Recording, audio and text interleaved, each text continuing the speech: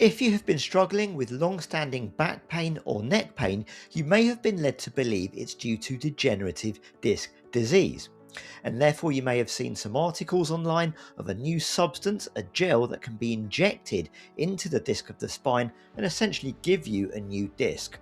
Also on social media, a post has gone viral about a similar substance that can be injected into the discs of the neck, curing neck pain.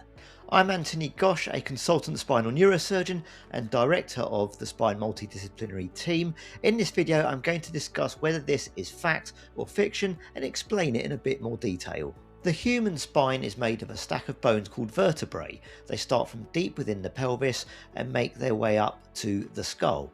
Between each bone we have these little soft cushions that are shock absorbers, and that's what we call discs. If we look closely, a disc has two main components. An inner component known as the nucleus, which is the main shock absorbing substance of the disc, and it has a consistency very similar to crab meat, and indeed that's how a lot of the textbooks describe it. That is contained or held in its place by an outer lining known as the annulus, which is a bit like layers and layers of a fabric.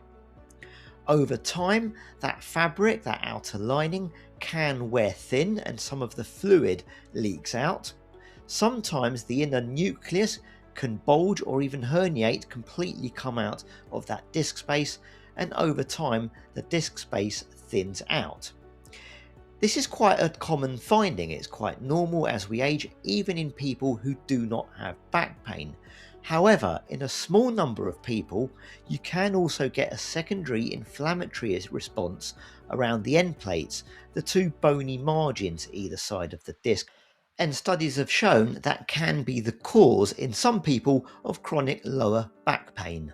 Researchers have developed a substance known as Hydrogel. It's a thick gel-like substance that can be injected into the disc space and essentially replicate the properties of the nucleus, that central part of the disc. In 2023, they published a series of 20 patients who underwent this injection to test for its safety. Then later in 2025, they carried this out on 60 patients. 5 patients had to undergo surgery to have that gel substance removed due to complications. But of the remaining patients, there was a significant improvement in their overall back pain that lasted up to the year's follow-up. So let's discuss those 5 complications. Well, they were the same thing. So in those 5 patients, the material that was injected into the disc space where the nucleus would lie leaked through a defect in the outer lining, the annulus, compressing a nerve and causing worsening pain, and therefore they had to undergo surgery to remove that, essentially much like an operation called a microdiscectomy. And that's part of the problem. The reason the disc has worn, degenerated, is because that outer lining has thinned out. So there is a risk of that material leaking out. But in defense of the researchers, these leakages happened in the earlier patients that were included. They later re-examined all patients going to be included into the study with MRI scans for the integrity of this outer lining, and then only injected patients with that substance where they felt the integrity was relatively intact. And this happens from time to time because that outer lining, once torn, can actually repair itself with scar tissue. But what about degenerative disc disease causing neck pain? A post went viral on social media about a similar substance supposedly being able to cure neck pain. Well, through my extensive research, as well as others in the spine profession, that study doesn't exist. It's a completely fake post.